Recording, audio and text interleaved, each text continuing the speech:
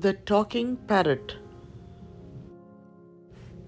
Ravi found an old mango tree with a talking parrot who shared stories of generosity and the importance of sharing. Ravi discovered that the more he shared the delicious mangoes with others, the more the tree flourished, teaching him the joy of generosity.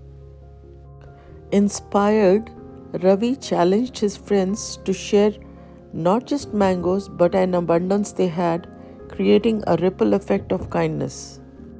The village became a close knit community, each member sharing and caring for one another, showing the power of sharing and generosity.